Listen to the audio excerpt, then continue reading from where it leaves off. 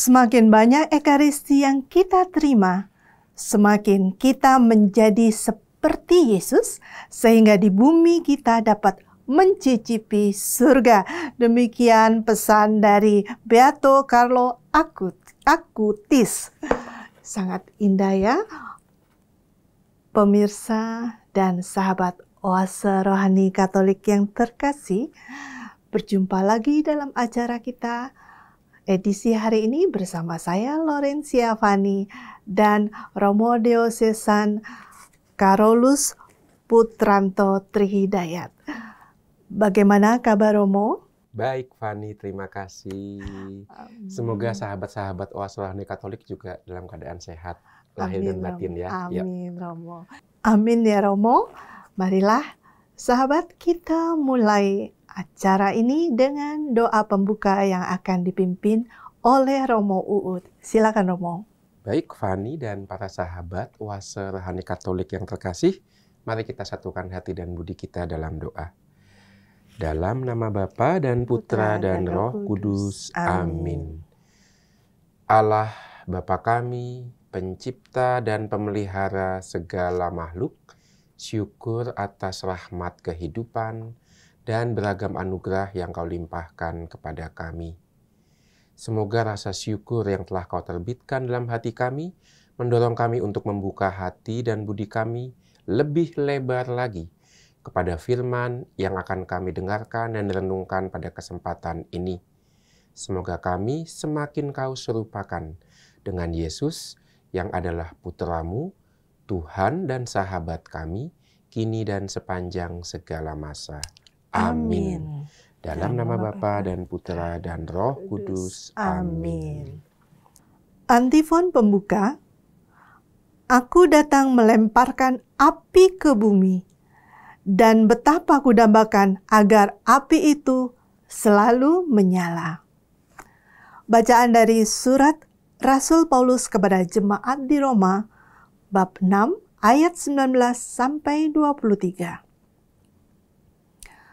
Saudara-saudara, mengingat kelemahanmu, aku berbicara secara manusia.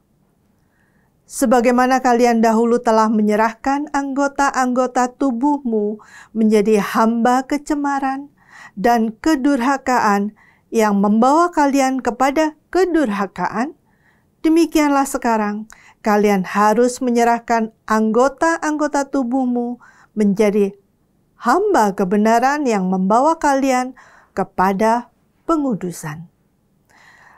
Sebab waktu kalian menjadi hamba dosa, kalian bebas dari kebenaran. Dan buah apakah yang kalian petik daripadanya? Semuanya menyebabkan kalian sekarang merasa malu, karena kesudahannya ialah kematian. Tetapi sekarang kalian telah dimerdekakan dari dosa dan menjadi hamba Allah. Maka kalian memperoleh buah yang membawa kalian kepada pengudusan dan akhirnya hidup yang kekal.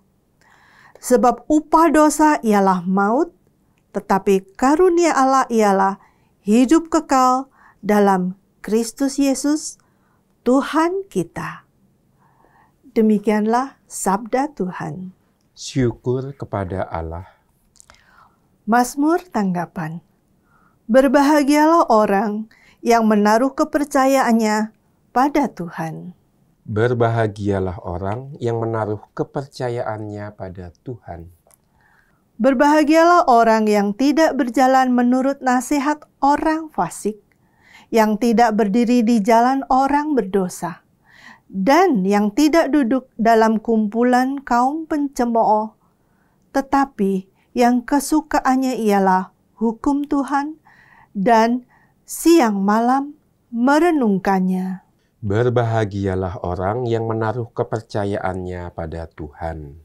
Ia seperti pohon yang ditanam di tepi aliran air, yang menghasilkan buah pada musimnya, dan daunnya tak pernah layu. Apa saja yang diperbuatnya berhasil. Berbahagialah orang yang menaruh kepercayaannya pada Tuhan. Bukan demikianlah orang-orang fasik. Mereka seperti sekam yang ditiup angin, sebab Tuhan mengenal jalan orang benar, tetapi jalan orang fasik menuju kebinasaan. Berbahagialah orang yang menaruh kepercayaannya pada Tuhan. Haleluya, haleluya. Segala sesuatu kuanggap sebagai sampah, supaya aku memperoleh Kristus dan berada dalam Dia. Haleluya, haleluya. Tuhan bersamamu. Dan bersama rohmu. Inilah Injil suci menurut Lukas. Dimuliakanlah Tuhan.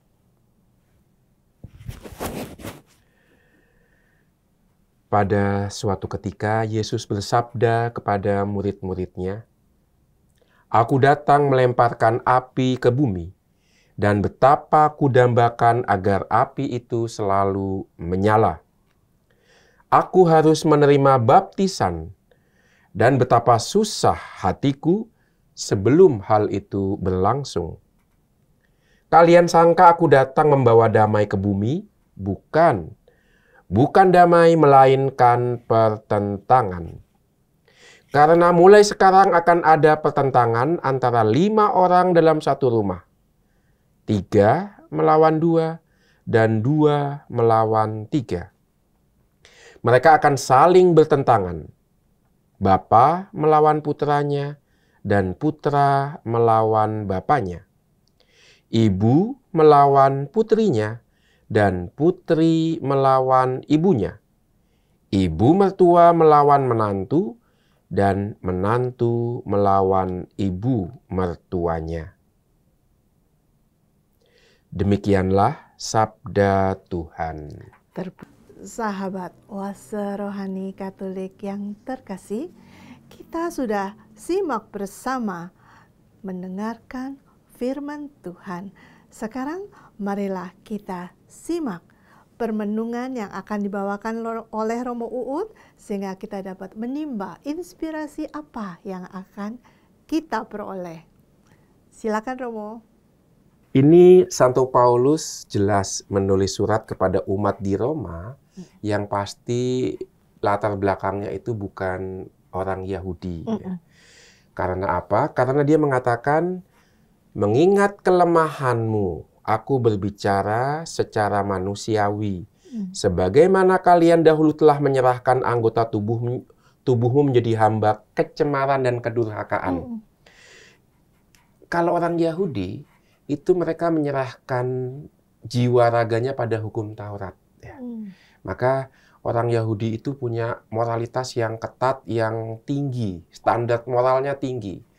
Tetapi orang-orang non-Yahudi bisa dikatakan standar moralnya lebih longgar. Sebagai contoh, orang Yahudi tidak akan tega nonton pertunjukan gladiator.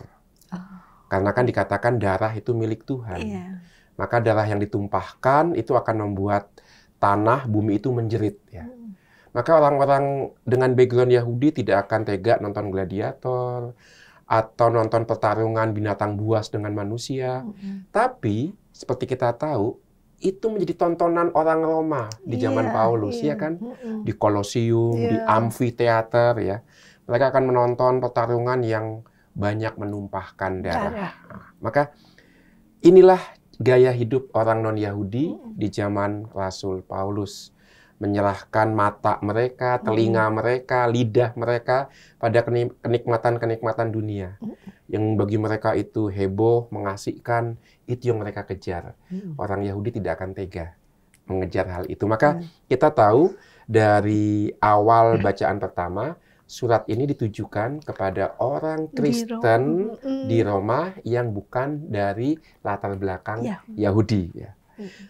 Tapi menarik, umat Kristen non-Yahudi yang ada di Roma itu sangat kental keyahudiannya. Jadi walaupun mereka itu bukan dari kalangan Yahudi, tapi mereka mengidolakan hidup seperti orang Yahudi. Karena mereka betul-betul melihat, untuk apa ya kita nonton gladiator, nonton amfiteater. Bahkan pada masa itu, orang tua berhak membunuh anaknya. Oh. Sejauh anak itu belum akil balik, sebelum organ-organ reproduksinya belum berfungsi. Maka sebelum pada masa itu anak-anak masih dianggap seperti benda, ya, seperti kepunyaan orang tua yang bisa dilakukan semaunya. Ya. Maka larangan membunuh anak, larangan aborsi pada masa itu khas Yahudi dan juga nanti menjadi khas jemaat Kristen. Nah, maka dalam konteks seperti itu pasti ada banyak orang-orang Roma yang penduduk Roma yang bukan dari kalangan Yahudi itu yang tertarik melihat gaya hidup orang Yahudi. Kok mereka menjauhi hal-hal seperti itu ya, dan kelihatannya kok bagus gitu ya, baik ya, punya disiplin doa, setiap Sabat masuk ke sinagoga. Mereka tertarik untuk mengikuti adat Yahudi seperti ini, dan menurut para ahli, iman Kristen dibawa ke Roma oleh orang-orang Kristen dengan background Yahudi ini.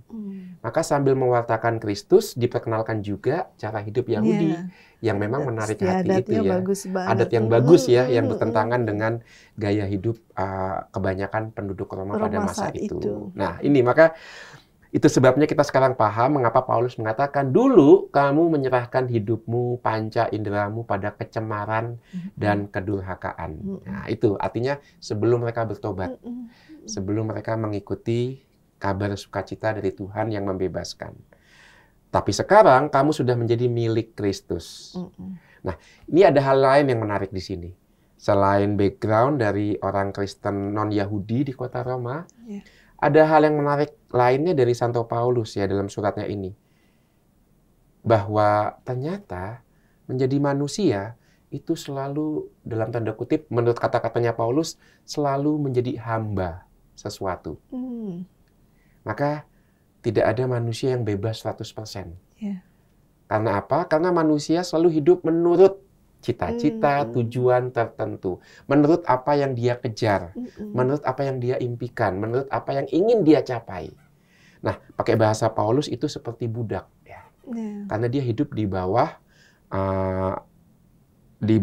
kuasa tertentu. Tapi yang menarik adalah semakin kita menyerahkan diri pada perintah Allah, pakai bahasa Paulus lagi, semakin kita membiarkan diri menjadi hamba Allah, malah kita semakin bebas. Itu kata-kata Paulus. Itu bagus sekali ya. Semakin kita menjadi hamba Tuhan, kita justru semakin bebas, semakin manusiawi. Nah, ini akan kita lihat nanti. Tapi kita kembali lagi ke hamba dosa dulu. Hamba itu kan abdi, pembantu, pelayan, budak ya. Hamba berarti orang yang nggak bebas. Nah, kalau orang itu menjadi hamba dosa, artinya apa? Artinya semua yang dia buat, semua yang dia pikirkan itu terikat. Terikat pada dosa. Dosa itu apa? Dosa itu sebenarnya perpecahan. Perpecahan kita dengan Tuhan, perpecahan kita dengan diri sendiri, perpecahan kita dengan sesama dan dengan alam semesta. Maka dosa itu adalah situasi perpecahan. Mengapa kita terpecah dari semuanya itu, terutama dari Allah? Karena kita melanggar hati nurani kita, melanggar perintah Allah. Dan ada semacam, kalau orang sudah melanggar, ada godaan untuk terus melanggar. Itu seperti kecanduan. Betul. Santo Ignatius dari Loyola, saya suka menggunakan gambaran Santo Ignatius Loyola. Berbuat dosa itu seperti menggaruk luka. Kan luka gatal ya kalau di badan kita ya. Mungkin kecil dulunya, tapi gatal. Kita suka garuk. Makin kita garuk, makin luka lagi. Tapi makin asik. Digaruk lagi, luka lagi, makin gede lukanya. Dosa seperti itu. Sekali melanggar, ya sekali lagi deh. Ini yang terakhir kali, ya kan? Lalu kita melanggar lagi, ya aduh jatuh lagi. Ya udah deh, ini betul-betul terakhir deh, dan seterusnya. Nah, itu yang namanya perbudakan dosa seperti itu. Kita seperti ada di bawah ikatan tali yang membuat kita menjadi hamba budak dosa karena pikiran kita, panca indera kita selalu diarahkan ke sana. Santo Thomas Aquinas juga punya gambaran yang bagus ya. Dosa itu seperti sungai yang tersumbat.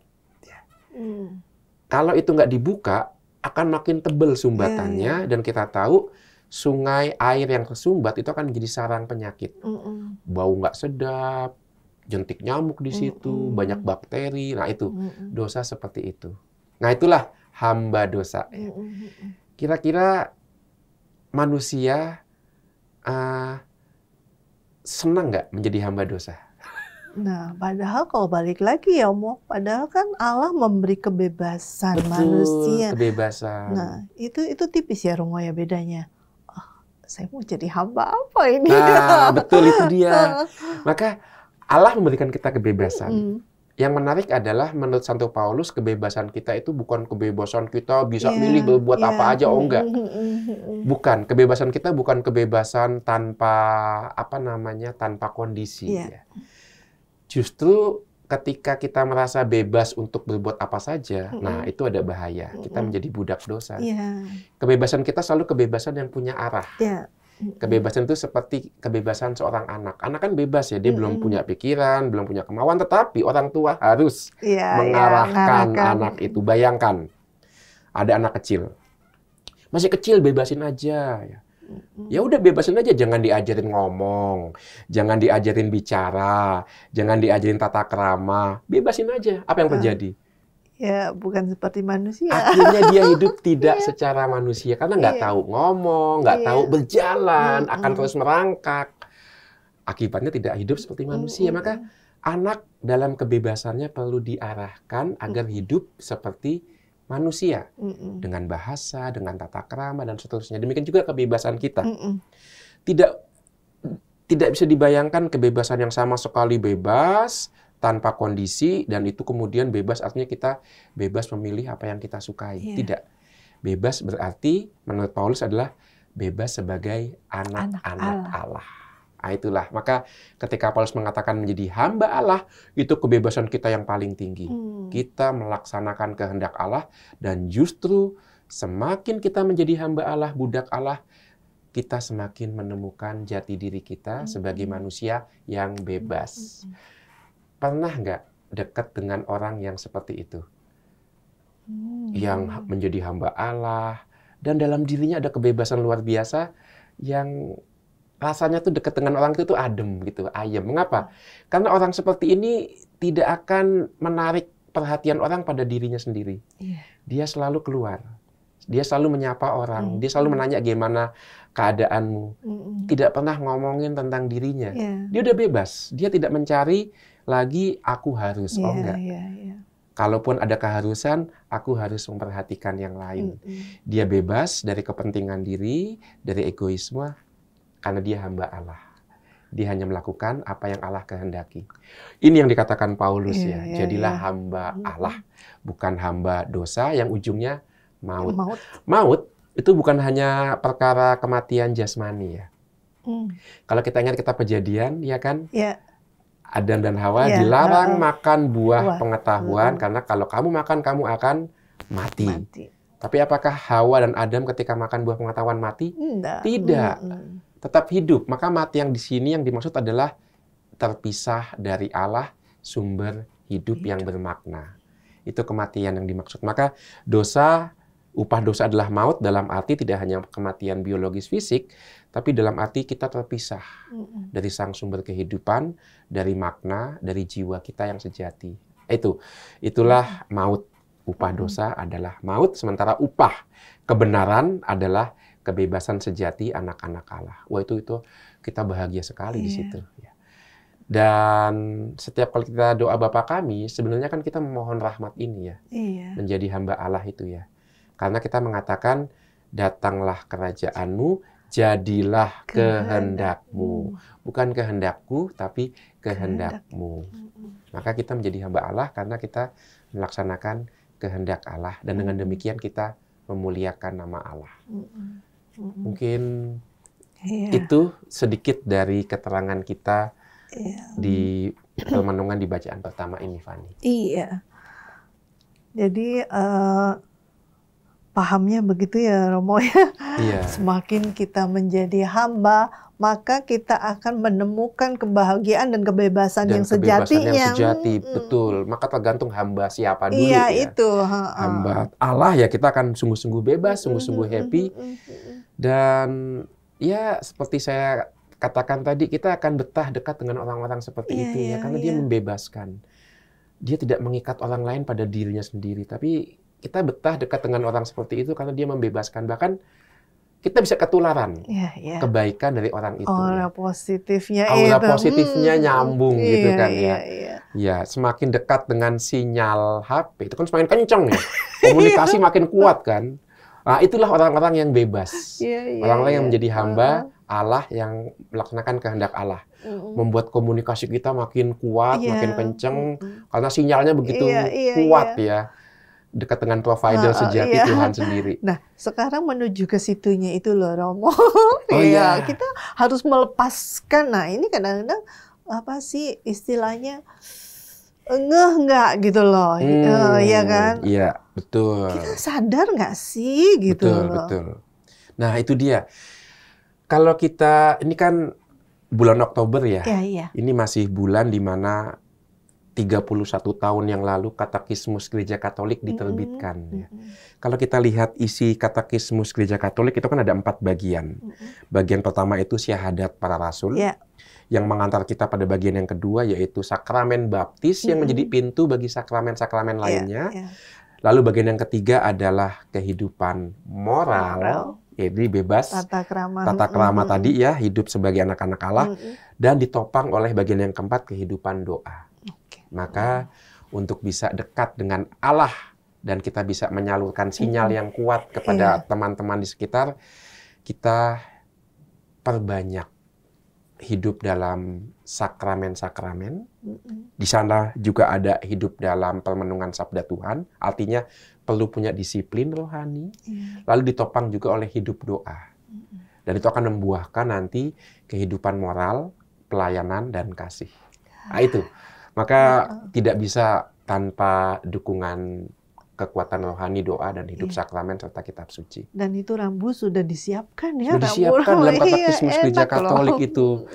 4 unsur paling penting dalam iman kita. Itu sudah dituntun oleh Iya, Katekismus. untuk menuju kebahagiaan, bagus. Betul. Iya. Nih, Romo, kita break dulu ya untuk Oke. sesi pertama ini. Ya. Sahabat Oase Rohani Katolik yang dikasihi Tuhan, kita break sejenak di sesi pertama ini. Kita jumpa lagi di sesi kedua. Jangan kemana-mana.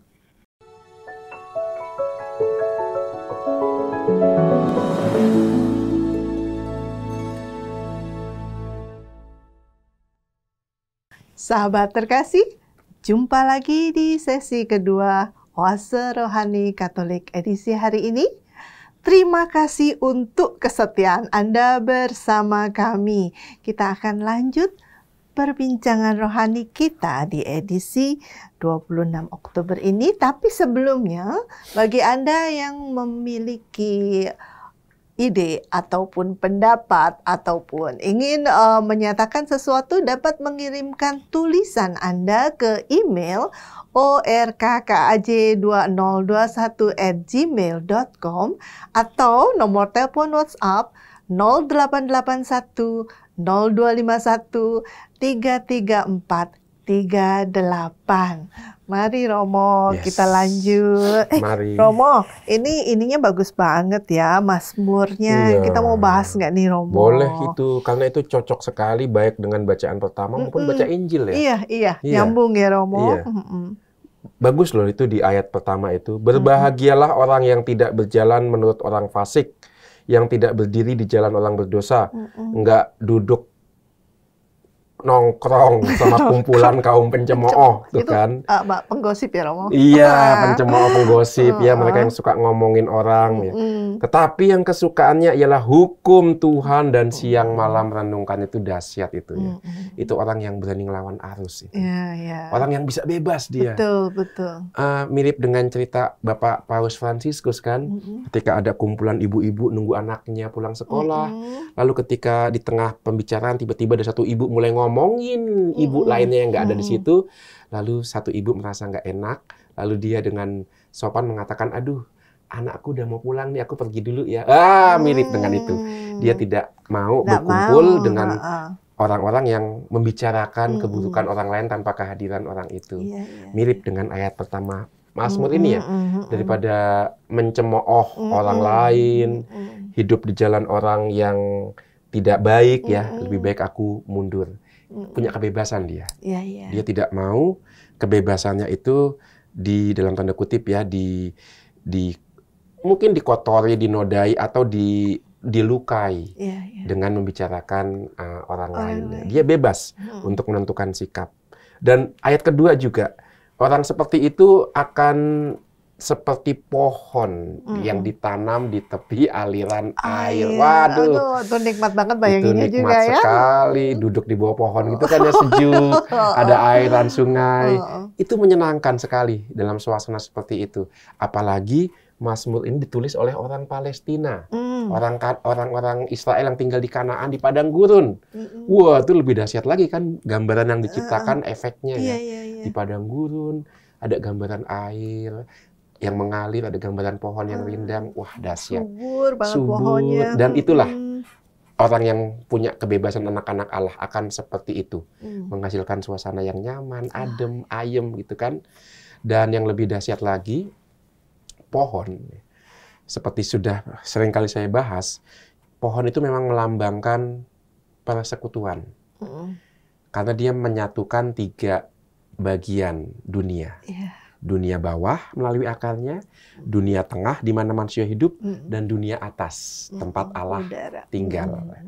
Maka manusia yang bebas, manusia yang bisa menjalin komunikasi baik dunia bawah, mereka yang sudah meninggal, tengah-tengah kita masih hidup, dan juga kepada Allah. Itu orang yang bebas. Dia bisa pindah-pindah dunia begitu ya dengan kebebasannya. Maka dia bisa menjadi tempat berteduh bagi banyak orang.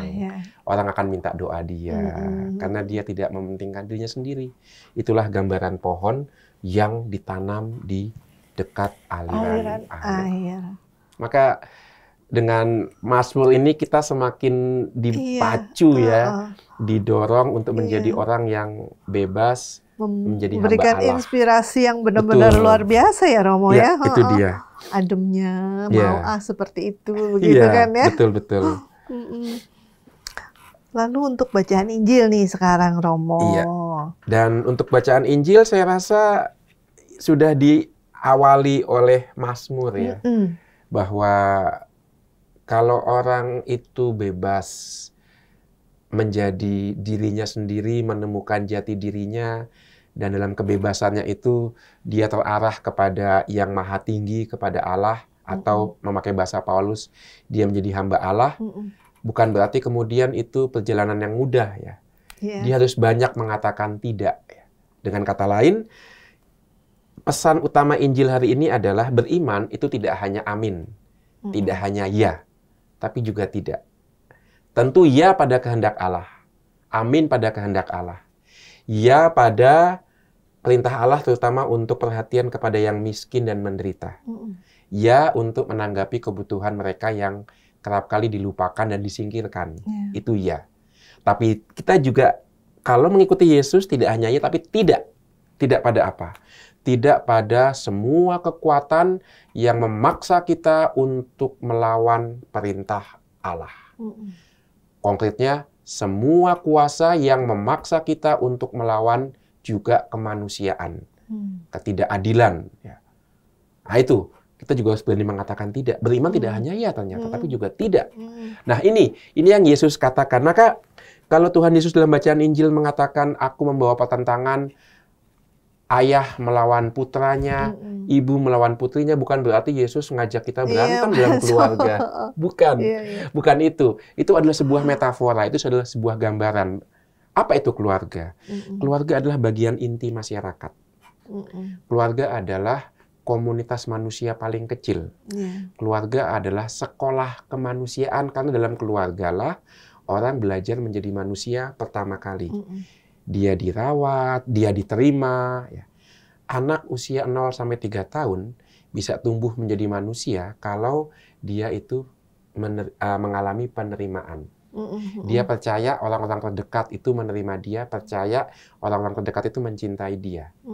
Itu kebutuhan anak 0 sampai 3 tahun. Anak 4 sampai 7 8 tahun kebutuhannya adalah copy paste. Meniru. Apa yang dilakukan orang terdekat, khususnya orang tua, akan dia ikutin. Setelah dia diterima, dia akan explore, meneladan, ngikutin apa yang dibuat oleh papa mamanya. Kalau papa mamanya rajin tiap minggu ke gereja, anak umur 4 tahun akan ngelihat, wah, oh jadi orang kayak begitu tuh, rajin ke gereja. Tapi kalau papa mamanya malas ke gereja, ya udah, dia akan menjadi manusia. Oh gitu tuh jadi manusia, nggak usah ke gereja. Nah ini kebutuhan anak 4 sampai 7 atau 8 tahun, meneladani, meniru orang-orang terdekat. Nanti setelah 8 tahun ke atas, dia akan meniru kelompok sebayanya. Nah, maka keluarga itu inti. Mau menjadi manusia macam apa, ditentukan dalam keluarga. Maka ketika Tuhan Yesus mengatakan ada pertentangan dalam keluarga, artinya apa? Sudah sejak dalam inti hidup kita, inti hati nurani kita, dalam jiwa kita, kita sudah berani mengatakan tidak. Pada setiap kekuatan yang memaksa kita untuk melawan kehendak Allah. Itu pesannya. Bukan berarti Yesus mengajak kita berantem dengan orang tua, dengan keluarga. Enggak, bukan itu. Tetapi kita harus tegas. Kita juga punya ketegasan dan prinsip dalam beriman, terutama tidak hanya mengatakan ya pada kehendak Allah, tapi juga tidak pada kekuatan yang bisa memisahkan kita dari perintah Allah. Ini pesan utama dari bacaan Injil. Kan kalau tadi balik lagi ke anak-anak ya Romo ya. Jadi ada golden age itu yang sampai umur 8 itu ya. Yang dibagi dari 2 bagian itu.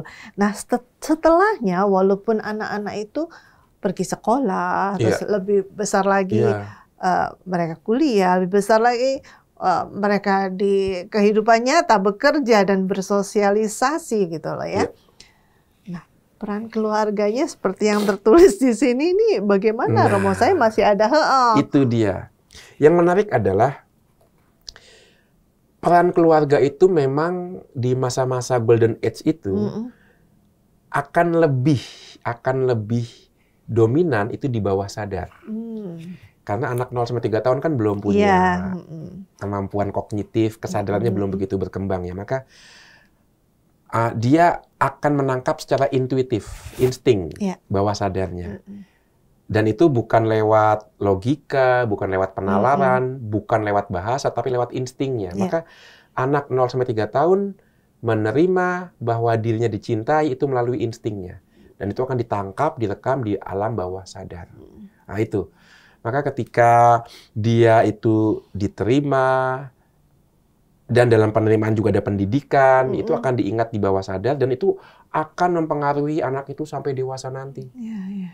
Bahkan ketika anak itu misalnya jauh dari papa mamanya, dan dia juga misalnya pada satu ketika itu mengalami kegagalan, dan dia merasa, saya tidak bisa memenuhi ekspektasi, tapi bawah sadarnya itu akan mengatakan, oh enggak kok, aku tetap dicintai kok sama papa mama, aku mengalami itu. Nah ini, memang ada di bawah sadar, tapi anak itu harus menggali.